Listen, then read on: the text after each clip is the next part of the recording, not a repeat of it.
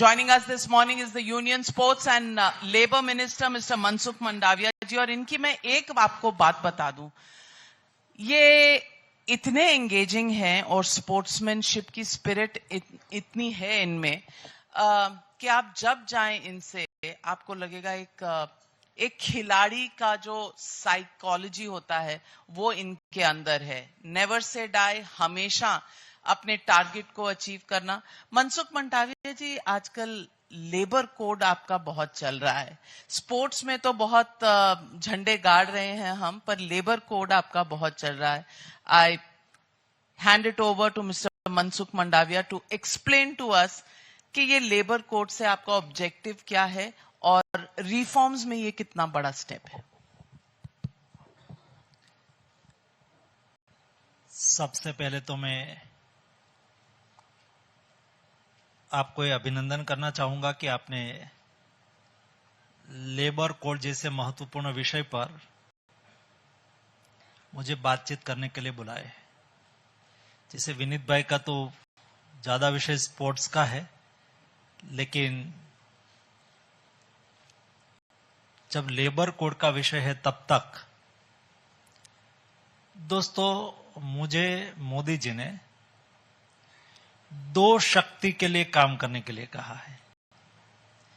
एक युवा शक्ति देश के लिए महत्वपूर्ण होती है और दूसरी श्रम शक्ति, ये भी देश के लिए महत्वपूर्ण होती है।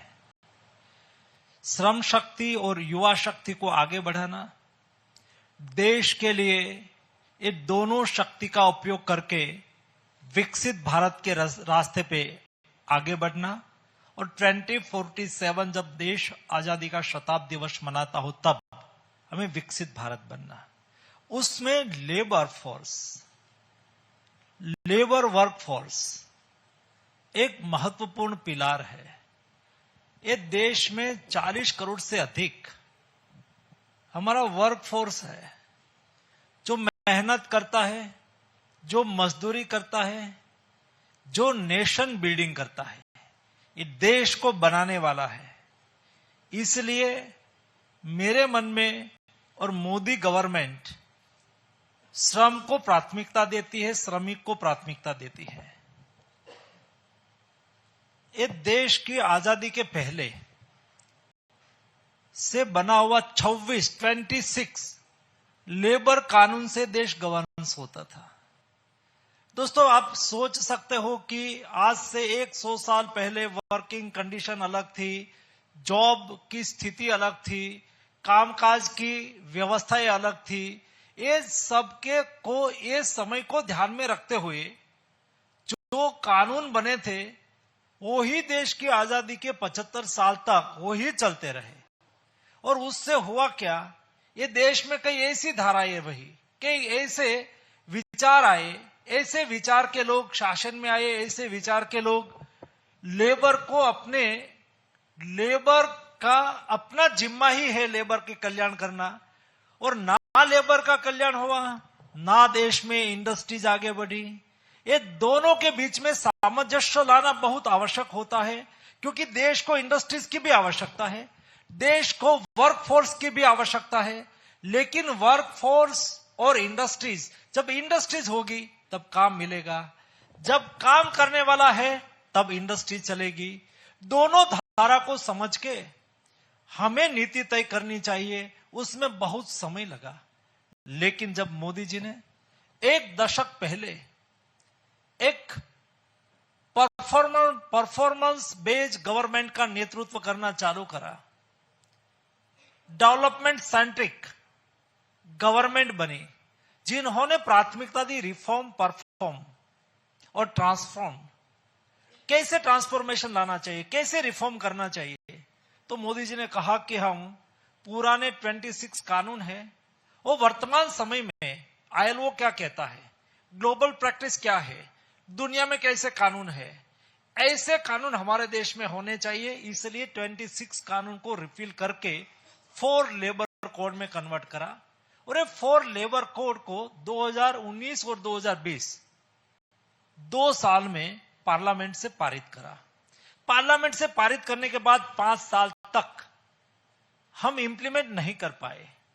लेकिन अंतोगत्वा प्रधानमंत्री जी ने कहा कि हमें तुरंत ही उसका इम्प्लीमेंटेशन करना चाहिए, लागू करना चाहिए। और लागू करने से हम हमारी देश की श्रम शक्ति को ताकत दे सकते हैं, हम उसको अधिकार दे सकते हैं।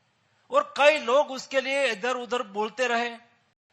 मैंने सभी ट्रेड यूनियन से घंटों तक बातचीत करी, एक एक इंडिविजुअल ट्रेड यूनियन से बैठा, ट्रेड यूनियन की सामूहिक मीटिंग करी।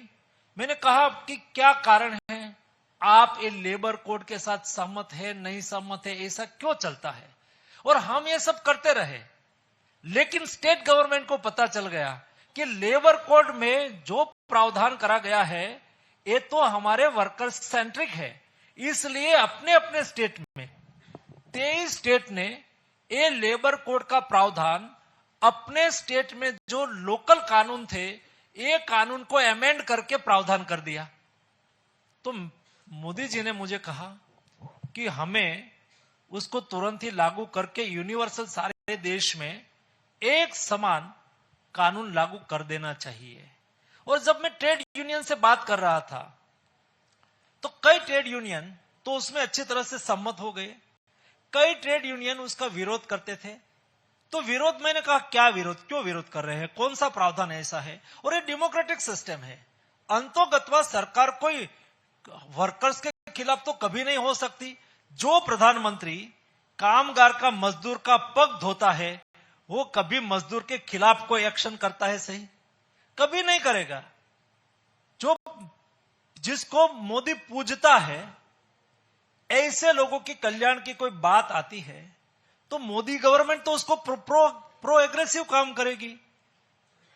तब जब मैंने तय करा कि हमें लेबर कोड लागू कर देना है, ये लेबर कोड में है क्या, तो मैंने कहा कि ये लेबर कोड वर्कर सेंट्रिक है। ये लेबर कोड महिला और पुरुष को समान वेतन का अधिकार देता है। आप मुझे बताओ उसमें क्या गलत है? क्या ये देश की 50% हिस्सा महिला है, उसको समान वेतन पाना अधिकार नहीं है? ये कानून महिला और पुरुष को समान वेतन देने का अधिकार देता है, गारंटी देता है। ये 4 लेबर कानून देश में सब लोगों को मिनिमम सैलरी, मिनिमम वेज सुनिश्चित करता है। हर स्टेट अपना अपना वेज आज तय करता है और कई लोग ज्यादा करता है, कई लोग कम करता है। मैं कानूनी तौर पर उसको एक वेज सीलिंग तय नहीं कर सकता हूं, एक वेज तय नहीं कर सकता हूं। लेकिन ये लेबर कोड ये प्रावधान करता है कि फ्लोर वेज भारत सरकार तय करेगी। एक फ्लोर वेज तय कर दिया, कोई भी स्टेट गवर्नमेंट को उससे नीचे वेज नहीं तय करना है, उससे ऊपर कर सकते हैं। तो ये लोगों को मिनिमम वेज की गारंटी देता है। उसमें क्या गलत है? विरोध करने का क्या कारण है? हमारे देश की महिला आज वर्किंग कंडीशन बदली हुई है, वो आज आउटसोर्स वर्क कर सकती है। कोई हमारी महिला इंजीनियर हो गई, माइनिंग इंजीनियर हुई, तो माइनिंग इंजीनियर महिला ये माइनिंग में रात को भी काम करना चाहती है स्वैच्छिक तौर पर कि भाई मैं काम करना चाहती हूं, और वर्किंग कंडीशन और सेफ्टी स्टैंडर्ड की है तो महिला वहां काम कर सकती है। उसको प्रावधान दिया गया है कि महिला कभी भी कहां भी जहां चाहे वहां अपनी इच्छा से, बल जबरन से नहीं, वो काम कर सकती है। ये कानून में एक गारंटी दी गई है। मेरे सामने कई युवा भी बैठे हैं। कोई भी युवा, कई बार ऐसे इंसिडेंट होते हैं जब कोई फैक्ट्री में काम करते कोई इंसिडेंट हो गया, कोई एक्सीडेंट हो गया और रिकॉर्ड पर ये युवा का नाम ही नहीं है, तो उसको जो लाभ मिलने वाला है वो नहीं मिलता है, वो परेशान हो जाता है। आज देश के हर युवा जिसको नौकरी मिलती है उसको अपॉइंटमेंट लेटर देने की गारंटी ये लेबर कोड में कर दी गई है, ताकि आपने कितनी नौकरी करी है, कहां नौकरी करी है, एक रिकॉर्ड कोई डिनाई नहीं कर सकता, कोई आपका अधिकार का लाभ से आपको वंचित नहीं कर सकता। ये अपॉइंटमेंट लेटर की गारंटी देता है। कई प्रकार के काम वर्तमान समय में बदले हुए हैं, कई हैजार्डस काम है, कई ऐसे वर्किंग कंडीशन में काम करना पड़ता है वहां डिसीज होने की ज्यादा संभावना है। नाविका जी, ये लेबर कोड ये प्रावधान करता है, एक गारंटी देता है कि कोई व्यक्ति कोई हैजार्डस काम करती है, जरूरी नहीं है कि एससी के लाभार्थी है नहीं है, एक कंपनी एससी के लाभ के नियम के अनुसार 10 मिनिमम एम्प्लॉइज है तो ही उसको लाभ देना जी नहीं। ऐसी वर्किंग कंडीशन में काम करने वाले हर व्यक्ति को 1 रुपये से 1 करोड़ तक का इलाज, मुफ्त इलाज की गारंटी देता है। क्या गलत है उसमें? लेकिन सवाल ये होगा कि इस पर चेक कौन रखेगा? सेफ्टी स्टैंडर्ड्स, अगर विमेन रात को काम कर रहे हैं तो क्या इंस्पेक्टर राज बढ़ेगा? ये तमाम सवाल भी उठते हैं। उसमें बहुत अच्छा आपका क्वेश्चन है कि रात को महिला को काम करना है, उसकी सेफ्टी इंटरनेशनल स्टैंडर्ड और मानक के अनुसार एक सेफ्टी स्टैंडर्ड तय करा गया है और ये महिला स्वैच्छिक तय करेगी कि भाई मेरे जो इंटरनेशनल मानक है उसके मुताबिक, फॉर एग्जांपल रात को काम करना है, पुलिस है वहां पर, लाइट है, 1 से अधिक लोग वहां काम करते हैं, ये सब है, तब ही महिला वहां काम करने के लिए जाएगी। लेकिन उसको भेजी नहीं जाएगी, वो अपनी डिग्निटीज के अनुरूप उसको लगे कि मुझे वहां जाना चाहिए। अलग अलग वर्क होता है, कोई टेक्नीशियन होता है, कोई इंजीनियर होता है, कोई वर्कर्स होता है, तो उनकी सेफ्टी सुनिश्चित करना और इस सेफ्टी का स्टैंडर्ड को ध्यान में रखना इस सरकार की जिम्मेवारी बन जाती है। तो उसमें जो आपने शंका, चिंता जताई, इंस्पेक्टर का रोल मर्यादित, इंस्पेक्टर का रोल फैसिलिटेटर का रहेगा कि भाई फैसिलिटी है वहां बराबर, वो उसको देखना है। इंस्पेक्टर को ये नहीं कहना है कि आप जाओ वहां काम करना है आपको, आपने काम क्यों नहीं करा। कोई ओनर या तो इंडस्ट्रीज के मालिक उसको फोर्सफुली काम नहीं करा सकते, इसलिए महिला की सेफ्टी को प्रायोरिटी देके उसको अच्छी सैलरी के साथ, कोई काम करने से उसको ज्यादा वेतन मिल सकता है, लेकिन वो महिला है इसलिए उसको वहां जाने का की मना है, ऐसा नहीं होना चाहिए। और यही लेबर कोड में ये प्रावधान करा है, 40 साल के एबव के कोई वर्कर्स है, नाविका जी 40 से एबव एज हो गई है, ऐसे सभी वर्कर्स को ईयरली हेल्थ चेकअप की गारंटी देता है। ईयरली हेल्थ चेकअप करने से कई बार क्या होता है, व्यक्ति मजदूर है, सुबह से शाम तक काम में लगे रहते हैं, छोटी मोटी बीमारी है तो इग्नोर करता है। कई ऐसे लोग होते हैं, और बीमारी तो कभी किसी को पूछ के कहां आती है, वो तो अमीर के यहां भी आती है, गरीब के यहां भी आती है। जब कोई अमीर के यहां बीमारी आती है तो उसके जेब में पैसा होता है, लेकिन कोई गरीब के यहां बीमारी आती है तो वही कमाई का आधार होता है, और बड़ी बीमारी आ जाती है तो ऐसी स्थिति में इलाज कराने के लिए खर्च का पैसा नहीं होता है। लेकिन जब उसकी फैमिली के मेंबर उसको अस्पताल लेके जाते हैं और डॉक्टर साहब कहते हैं कि उसका हार्ट का ऑपरेशन करना पड़ेगा, लीवर का ऑपरेशन करना पड़ेगा, 5 लाख का खर्च होगा, दिक्कत हो जाती है। कई बार उसकी फैमिली उसका इलाज कराने के लिए कोई शाहूकार से पैसा लेके आते हैं और परमानेंट और शाहूकार के इंटरेस्ट से ही दबा रहता है। आज ऐसे 40 करोड़ लोगों को हेल्थ चेकअप करके आयुष्मान भारत योजना के तहत उसको हेल्थ सिक्योरिटी प्रावधान करी जा रही है। दोस्तों, 40 करोड़ लोगों को हेल्थ चेकअप की गारंटी। आज एक कोड प्रावधान करता है कि कोई भी आज गिग वर्कर्स, एक नया वर्क फोर्स तैयार हो रहा है जो प्लेटफॉर्म पर काम करते हैं। आज देश में 1 करोड़ से अधिक गिग वर्कर्स है, कल वो 5 करोड़ होने की संभावना है।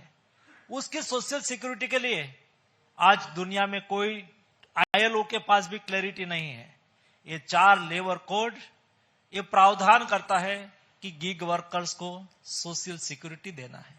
गिग वर्कर्स को सोशल सिक्योरिटी देने का प्रावधान ये लेबर कोड करता है। दोस्तों, 5 साल तक कोई काम करता है तो उसको ग्रेजुएटी मिलती है आज के वर्तमान कानून के अनुसार।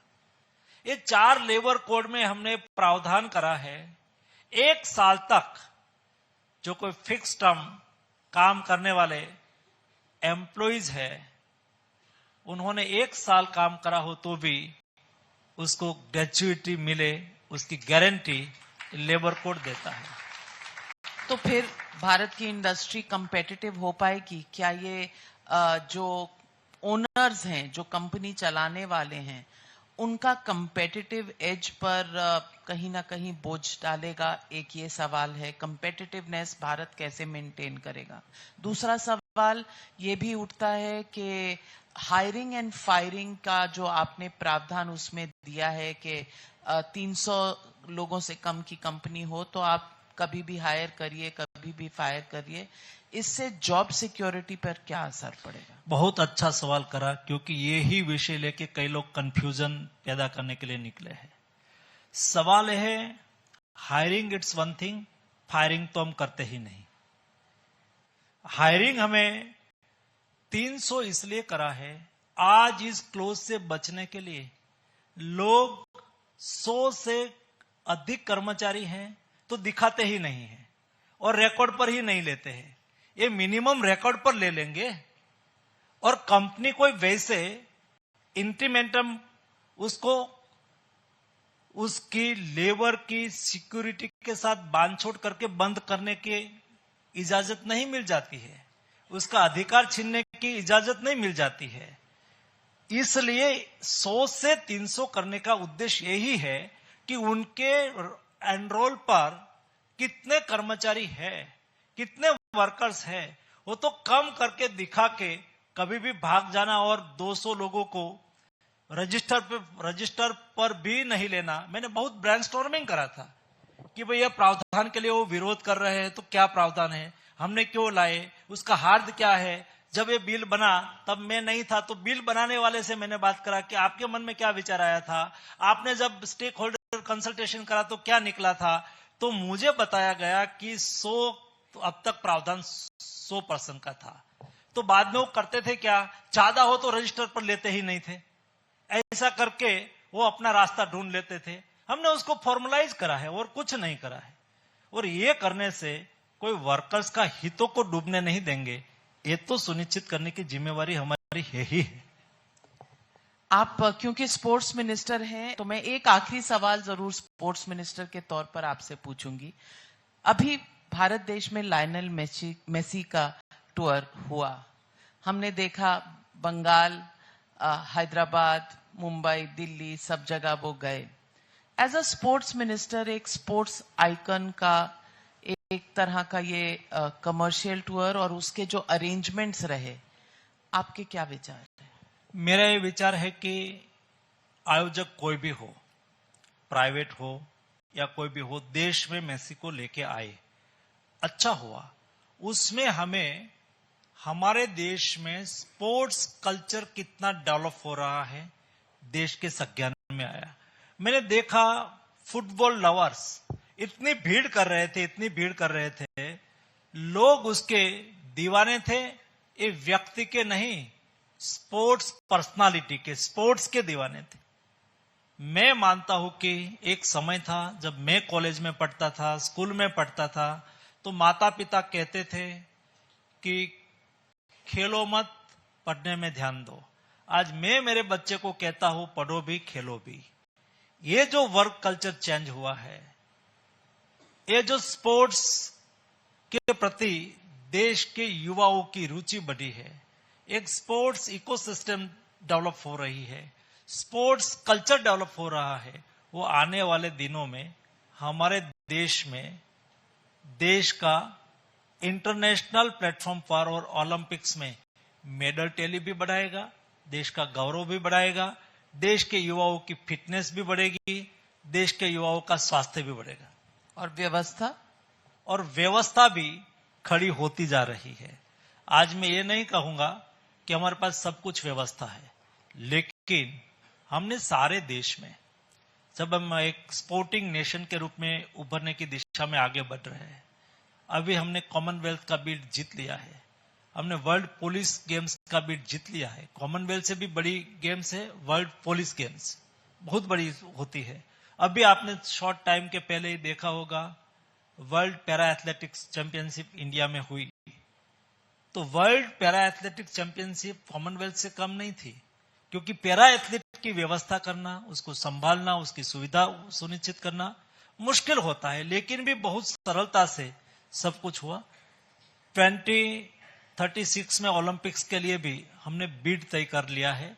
तब एक comprehensive sports science, sports infrastructure, medal tally, उसके लिए 10 साल का एक वर्क प्लान बनाया है। ये वर्क प्लान का एक पार्ट है कि अभी हमारे देश में कोई स्पोर्ट्स इंफ्रास्ट्रक्चर बनेगा वो वर्ल्ड क्लास का, वर्ल्ड स्टैंडर्ड का बनेगा। It's one thing. अभी जो जवाहरलाल नेहरू स्टेडियम है उसके जगह पे दुनिया का बेस्ट वर्ल्ड स्पोर्ट्स सिटी बनेगी, ताकि जिसमें स्टैंडर्ड दुनिया के इक्विवेलेंट हो।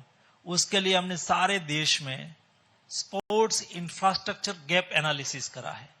आज क्या है, सेना के पास भी स्पोर्ट्स इंफ्रास्ट्रक्चर है, सेंट्रल गवर्नमेंट के पीएसयू के पास भी स्पोर्ट्स इंफ्रास्ट्रक्चर है, हमारे स्पोर्ट्स अथॉरिटी के पास भी स्पोर्ट्स इंफ्रास्ट्रक्चर है, स्टेट गवर्नमेंट के पास भी स्पोर्ट्स इंफ्रास्ट्रक्चर है। अरे प्राइवेट यूनिवर्सिटी किड्स में आप जाके आओ, कलिंगा यूनिवर्सिटी भुवनेश्वर में गया था, आज दिल्ली में भारत सरकार के पास जो स्पोर्ट्स इंफ्रास्ट्रक्चर है वो उनके पास है।